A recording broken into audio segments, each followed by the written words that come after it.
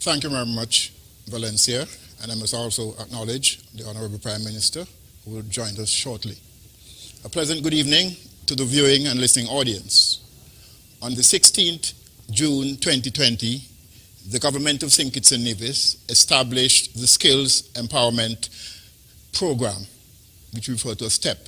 The STEP Regularization and Pensions Reform Committee, comprising senior officers representing various government ministries and the STEP Secretariat. The committee was charged with two mandates. One, the regularization of the STEP workers as government auxiliary employees by the 1st of July 2020, and two, the operationalizing of the government contributory pension plan by the 1st of September 2020.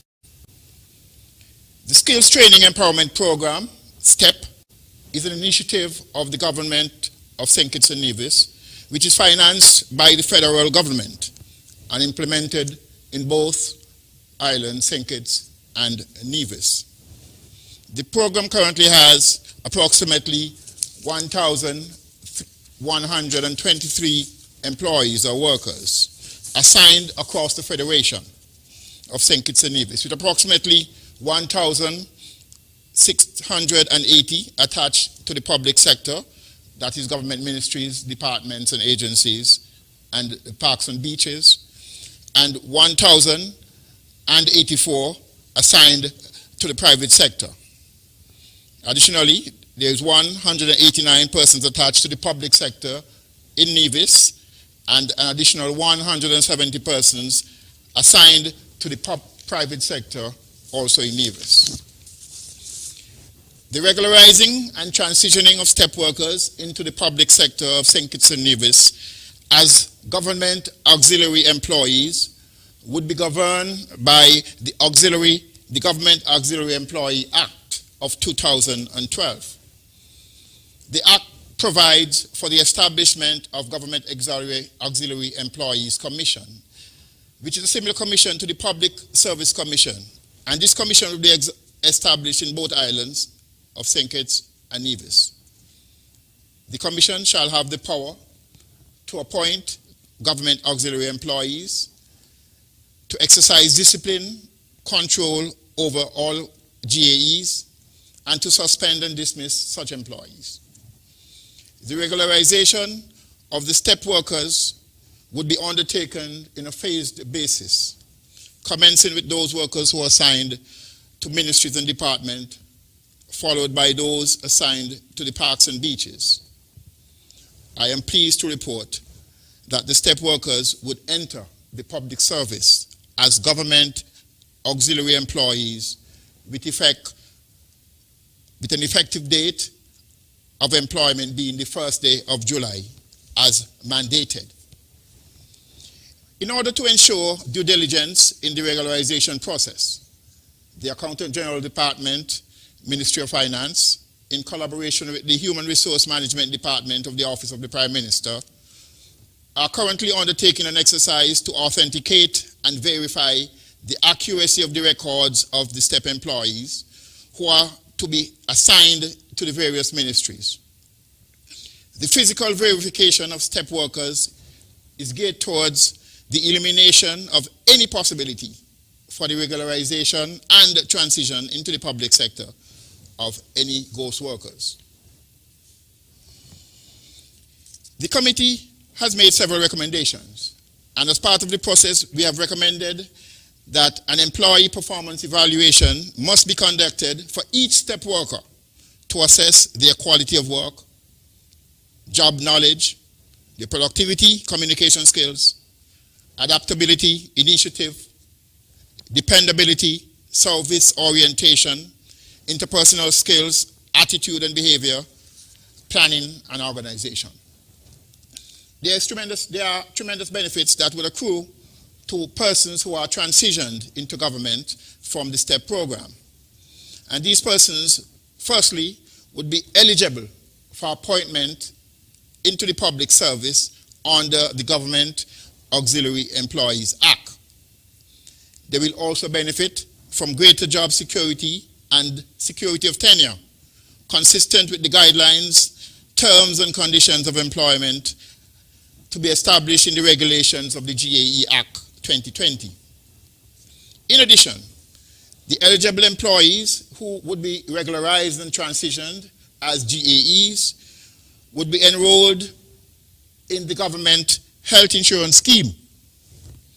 They would also be eligible for enrollment in the government contributory pension plan, and they would also be eligible for the long service gratuity, which is paid to government GAE workers when they would have demitted office at age 62 under the Long Service Gratuity Act. Additionally, these persons, when they are transitioned into government, would also become eligible for a lump sum payment of life insurance, which would be paid to their estate or their beneficiaries upon their passing. During the coming weeks, the committee, in collaboration with the STEP Secretariat, will be conducting a series of meetings with the various STEP workers in all ministries of the island to update them on the regularization and transition process. The second mandate of the committee was to address the issue relating to the operationalizing of the contributory pension plan.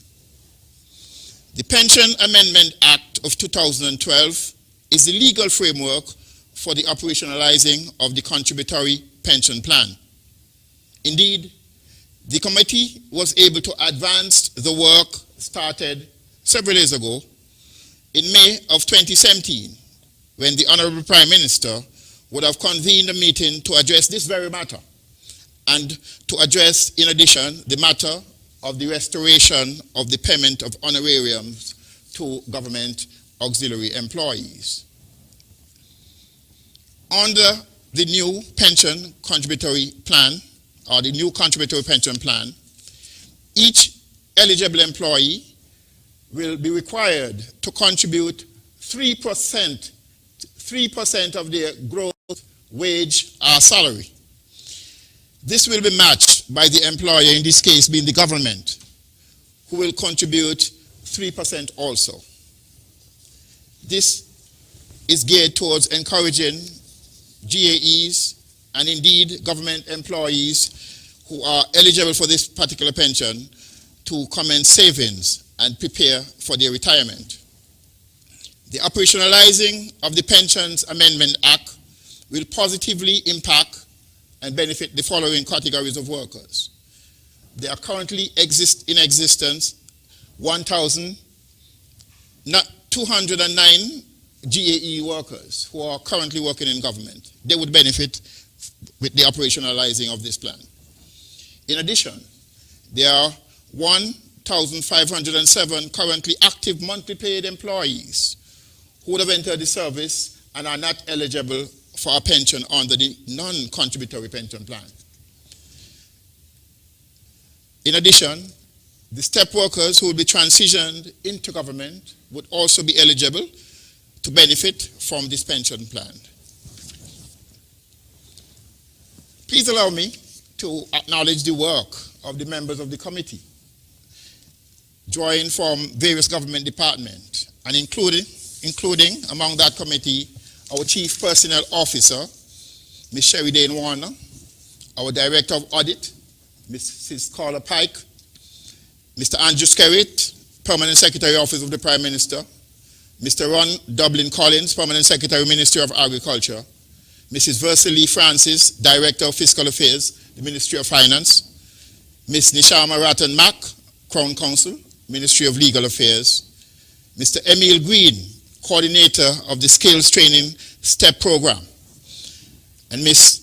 Shermel James, our Labor Commissioner, and she would have replaced Ms. Sharon Rattan, who was reassigned following the reassignment to another ministry. The committee is also supported by a number of staff from the Accountant General Department, the Office of the Chief Personnel Officer, and the STEP Secretariat. I am fully prepared to respond to your questions and also to benefit from your contributions. Thank you.